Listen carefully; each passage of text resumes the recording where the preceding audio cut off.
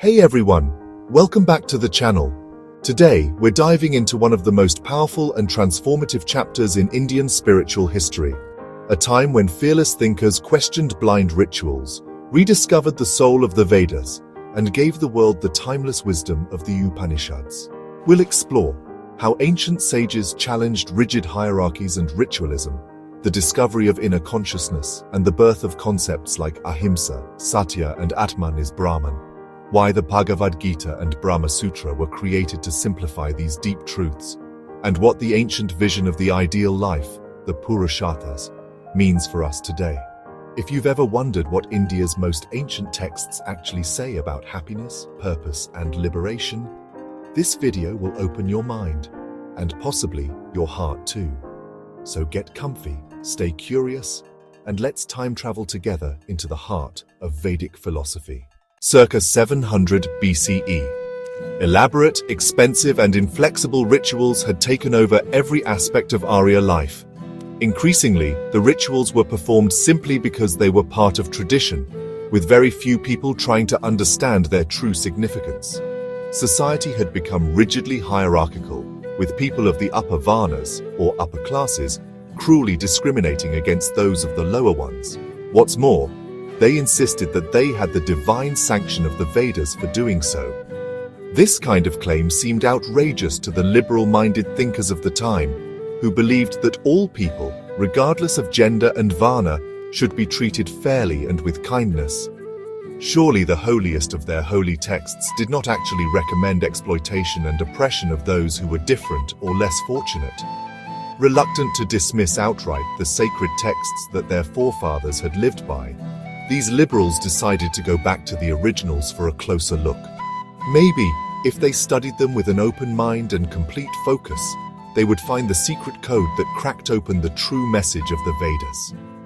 Retreating into tranquil forests where there were few distractions, these thinkers spent years studying, analyzing, and debating the message of the scriptures, while putting aside the largest chunk of time for deep and solitary reflection.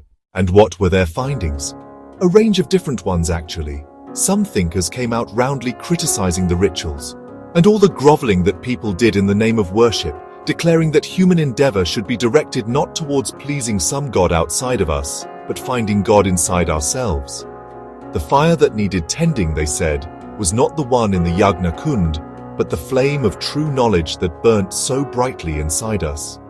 The real Yagna was not about sacrificing animals, but about sacrificing negative energies like ego, greed, hate, and anger. Others said there was nothing wrong with physical, external rituals, as long as one remembered their metaphorical meaning.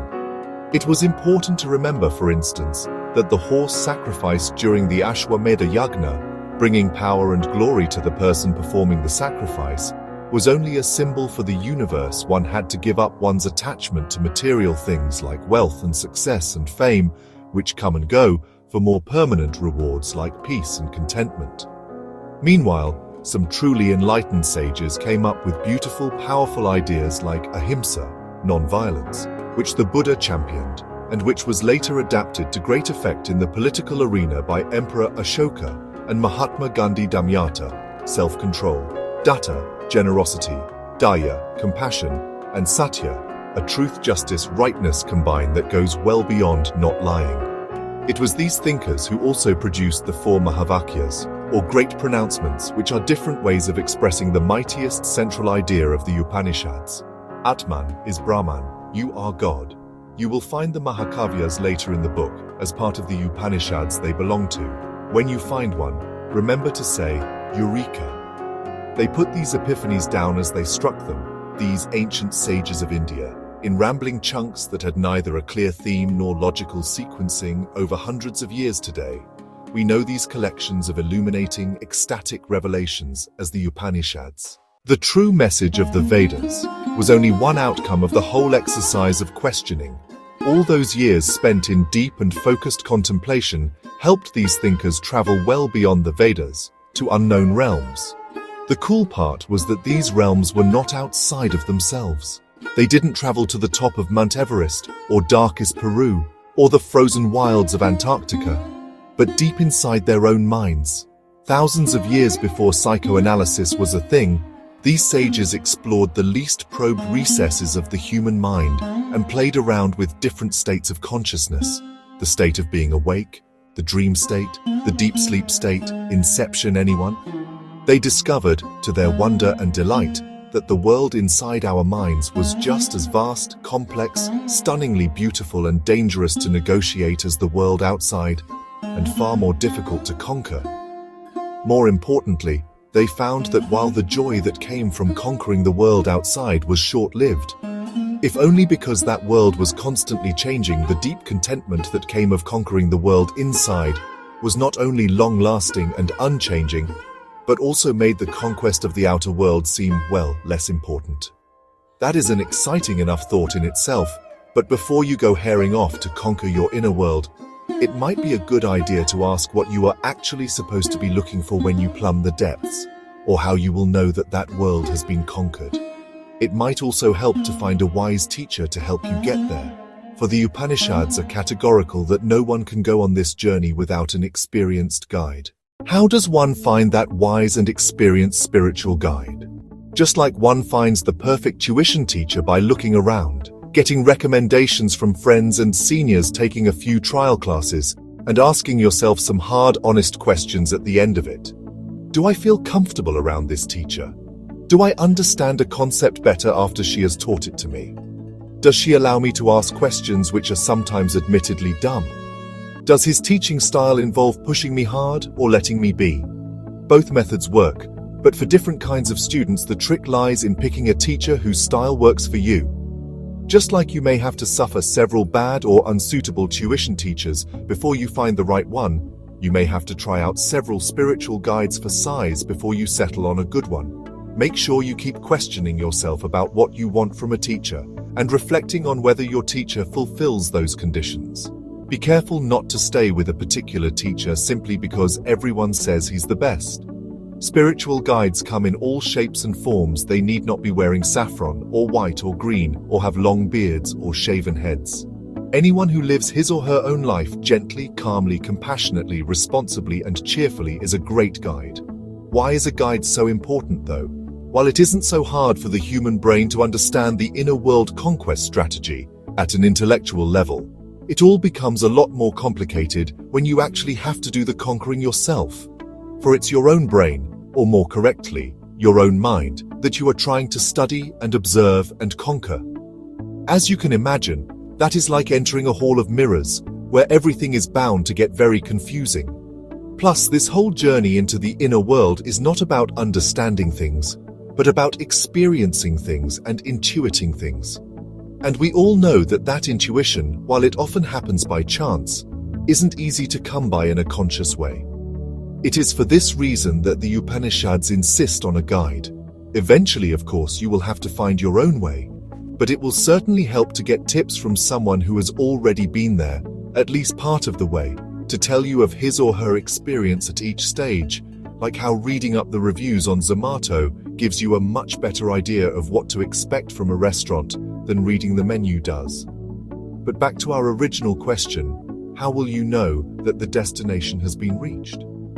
The ultimate prize in this ultimate quest for everlasting contentment and peace, say the sages, is the mind-blowing realization that your life force, the energy that fills you with life and light, is nothing but the all-pervading life force of the universe itself.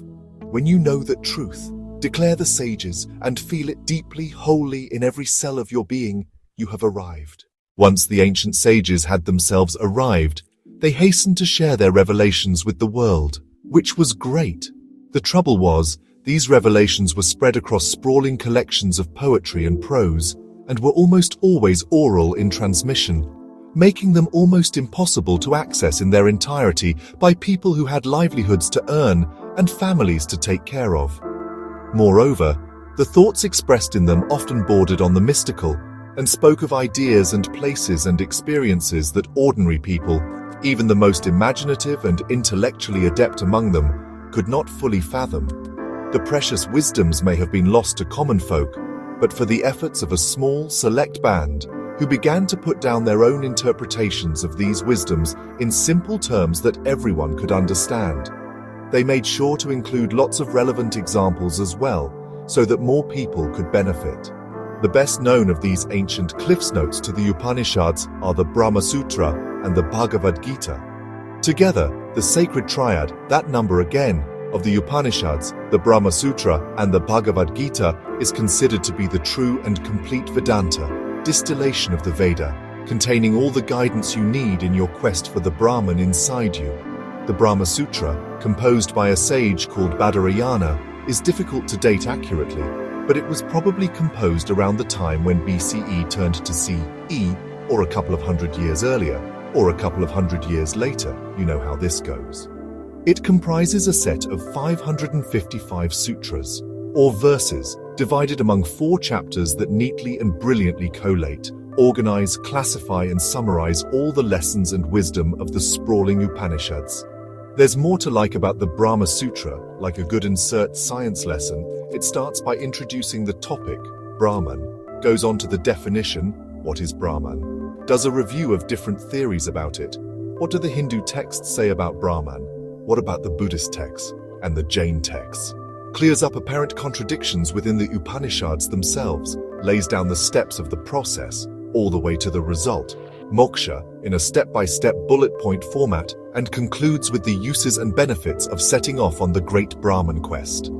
The Brahma Sutra works great as a handy guide to the Upanishads for the logical learner who wants his facts straight, but for the romantic who prefers his wisdoms laced with a nice dose of spectacle and melodrama, which is most of us, another kind of treatment was needed. Enter, stage right, the Bhagavad Gita, the most compact, comforting and accessible friend, mentor and teacher of the Upanishads that anyone could want. By cleverly locating some of the most complex philosophical ideas in the world on a battlefield, with a war about to begin, Veda Vyasa, the author of the Gita, takes the lessons of the Brahma Sutra out of the textbook and into the laboratory, shifting it dramatically and effectively from theory to practicals.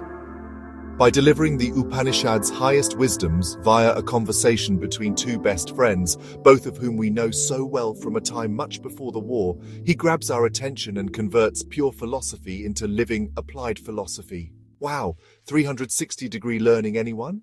Purushartha, the Hindu mission statement for the ideal human life. While it is quite common, even essential, for countries and businesses to have clearly articulated goals and aspirations, it is not often that you find a religion that has one.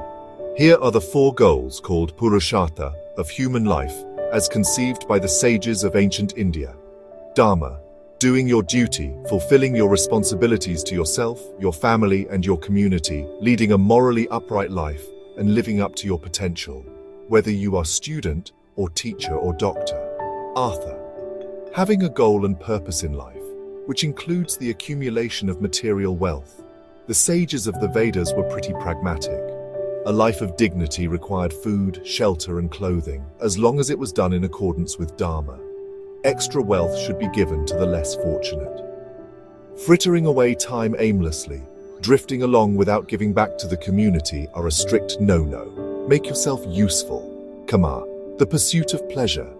The Vedic sages were so woke that they put pleasure as a legitimate goal. A beautiful sunset, the smell of earth after rain, listening to music, your dog's soft fur, grandmother's kheer, hanging out with friends, all necessary ingredients. But pleasure had to be chased within the rules of Dharma. Moksha, the quest for ultimate happiness and the most complete and blissful kind of freedom. How can all 4 be goals if moksha is at complete odds with the other 3? They found a way to reconcile with nishkama karma, action without attachment. Do your duty, but don't become attached to the result of that action. Go work at a job, but don't make earning money the object. Love friends without expecting love back. Got that? Sure. Cool concept, maybe. Easy to follow in real life. WL. And there you have it. The journey from rituals to realization, from the forests of ancient India to the battlefield of the Gita. Which part struck you the most? The idea that you are God, or the balance between the 4 goals? If this video helped you see Indian philosophy in a new light, please give it a thumbs up. It really supports the channel. And hey, if you're into soul-searching stories and ancient insights, go ahead and subscribe for more weekly wisdom. Share this with a friend who loves mythology or is starting their spiritual journey. Wisdom is better when shared. Thanks for watching, and until next time, stay curious, stay kind, and keep exploring.